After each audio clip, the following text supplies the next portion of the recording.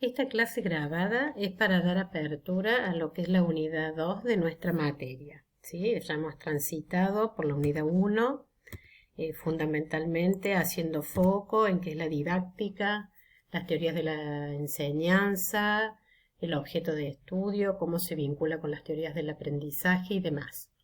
Esta segunda unidad hace foco en lo que es el currículum, ¿sí?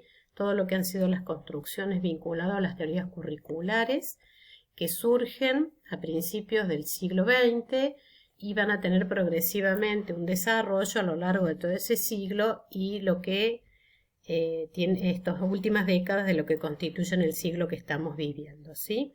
Acá la centralidad de nuevo se pone en función de la enseñanza, pero a partir de elaboraciones que tienen sus orígenes en países de habla anglosajona como es Estados Unidos y que de alguna manera son elaboraciones que no adquieren la denominación de didáctica como sí tiene nuestra materia. Sin embargo, han hecho aportes sustantivos para pensar lo que ocurre en las instituciones educativas en torno a esta denominación tan particular que es el currículum. Entonces nosotros vamos a ver distintas concepciones de currículum, distintas dimensiones para pensar ese currículum y cómo, digamos, se elaboran estas propuestas curriculares a nivel ministerial hasta que finalmente adquieren su concreción en las aulas, ¿sí? Y para eso nosotros vamos a trabajar dimensiones analíticos conceptuales que son la social amplia, que después le vamos a tomar otra denominación siguiendo el texto de Flavia Terici, institucional, es decir, aquello que se hace con esos diseños curriculares en las particularidades de cada institución, y finalmente la dimensión en donde nosotros trabajamos como docentes, que es la áulica. Bueno, pero ¿qué es el currículum? En la clase que nosotros tuvimos virtual, pero digamos de manera sincrónica, hice esta pregunta y surgieron las siguientes respuestas de parte de algunos de los que estaban en esa clase. Empezaron diciendo que era el currículum vitae, y bueno, efectivamente algo de eso tiene que ver porque en general el currículum se piensa como una idea de trazado, como un camino a recorrer, y el currículum vitae de alguna manera lo que nosotros hacemos cuando lo presentamos para buscar un trabajo y demás es dar cuenta de una trayectoria. En ese punto solamente tendrían alguna semejanza. Otro compañero dijo que era una guía para ver los temas a trabajar en el aula. Está la idea esta de guía, está la idea de temas, que después lo marcamos con amarillo, ¿no? Porque siempre está vinculada a la noción de contenido, a lo teórico que se dispone institucionalmente, dijo alguien más. Desde el ministerio, el contenido, lo que desde el ministerio nos dicen que debemos enseñar, los contenidos establecidos según los grados, la selección del contenido y lo establecido a un nivel se lleva al aula. De todas estas definiciones que fueron saliendo, digamos como concepciones previas que nosotros tenemos en relación al currículum, digamos, lo que prevalece es la idea de algo que necesariamente se tiene que enseñar y está muy fuertemente vinculada al contenido.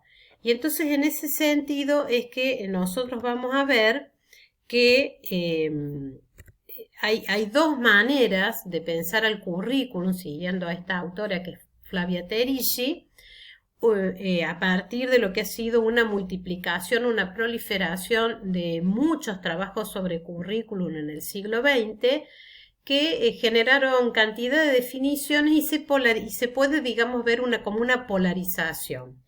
Aquellas nociones de currículum como texto, ¿no? Que es una prescripción, un plan de estudio, una guía de contenidos y que sería como la versión más acotada, más restringida de la noción de currículum, porque entonces el currículum solo quedaría vinculado a una secuencia de contenidos que se deben enseñar.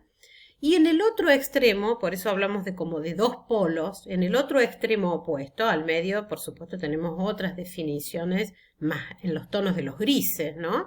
En el otro extremo tenemos el currículum como todo lo que sucede en la escuela. Entonces, si nosotros pensamos que todo lo que sucede en la escuela se lo puede pensar en términos de currículum, lo que sucede es una indiscriminación, ¿sí? Quedamos como confusos y entonces al final todo lo que pasa en la escuela se puede definir como curricular. Entonces, lo que Flavia Terici dice, en estos dos extremos es muy difícil pararse. Si nosotros solo decimos que es el texto, que es el plan de estudio, por ejemplo, la lista de materias que ustedes cursan en el profesorado, o aquello que los diseños curriculares nos dicen que debemos enseñar en la escuela primaria, y solo eso es muy restringido. Pero si a su vez nosotros decimos que todo lo que sucede en la escuela es curricular, en definitiva también nos perdemos porque no sabemos muy bien de qué se trata. Muy bien. En esto que nosotros decimos, más o menos, dicen que el primero que va a hablar de currículum es un señor Bobbitt en 1914. Tenemos como una geografía de la producción curricular. En principio se ubica ese nacimiento, acá donde está mi cursor, en Estados Unidos, que empiezan a hablar y a teorizar sobre esta idea de currículum.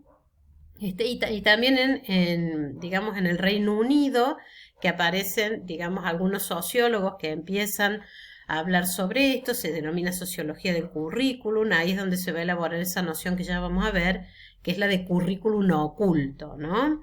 Bien, ese sería como un eje de desarrollo de la teoría curricular, que es el eje Estados Unidos-Reino Unido.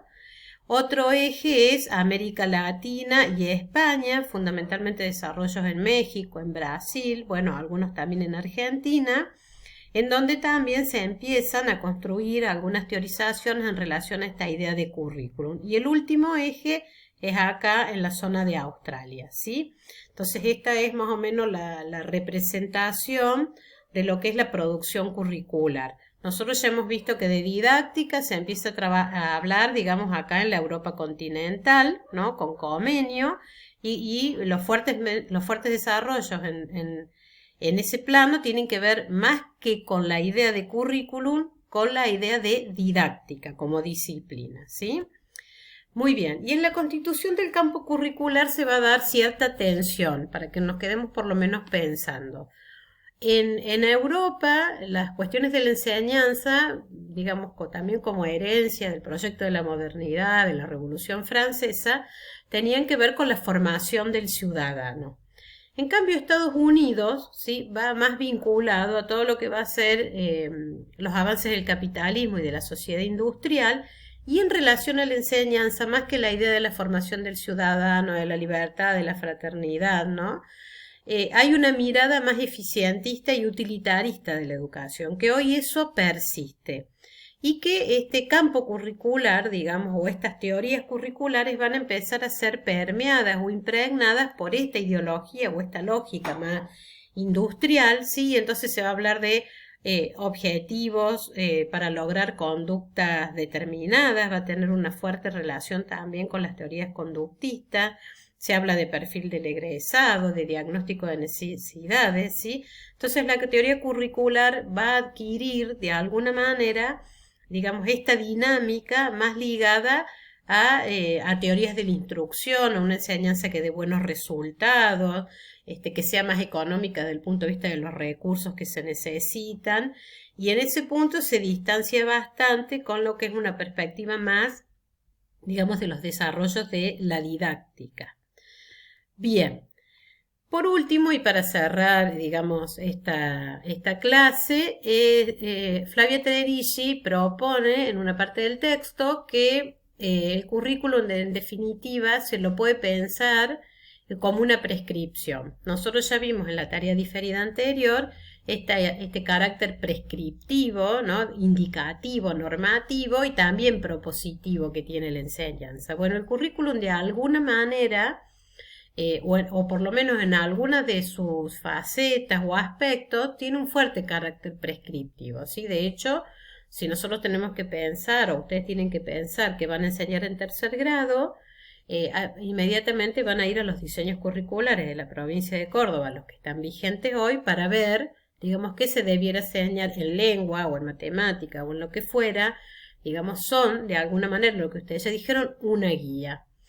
Pero en ese carácter prescriptivo destaca dos aspectos que nosotros vamos a trabajar en la próxima clase. La idea del currículum como una herramienta de la política educativa, porque efectivamente para cada gobierno, los equipos técnicos, digamos, piensan una manera específica de educar y en esas decisiones vinculadas a qué se espera de la educación para un momento histórico, el currículum, digamos, es una herramienta muy importante porque allí se definen qué se enseña, por qué se enseña y de nuevo esta idea que nosotros ya vimos que de ninguna manera la enseñanza es neutral. Tiene una intencionalidad, obedece a determinados intereses y efectivamente nosotros vamos a ver en la próxima actividad, por ejemplo, cómo se pensaban los diseños curriculares en el último gobierno de facto, ¿no? Y cómo se piensa hoy en el diseño curricular actual. Vamos a hacer ese ejercicio para ver cómo una política curricular definitivamente se convierte en una herramienta de la política educativa más amplia. Pero también a nivel ya de la institución, ¿sí? Es una herramienta para el trabajo de los equipos docentes. Efectivamente, ustedes vieron que nosotros ahora yo les mando tareas diferidas, definiciones curriculares en torno al programa, pero también tienen otras tareas ligadas a los temas de estudio del proyecto APE, y esas son definiciones institucionales que se guían con los diseños curriculares del profesorado, pero que también hacen entrar una serie de contenidos y formas de acceso a esos contenidos que son propios de las escuelas que constituyen la Asociación para el Progreso de la Educación. Entonces ahí los equipos docentes trabajamos en función de los aspectos más singulares que esta institución tiene. Bueno, la seguimos en la próxima clase.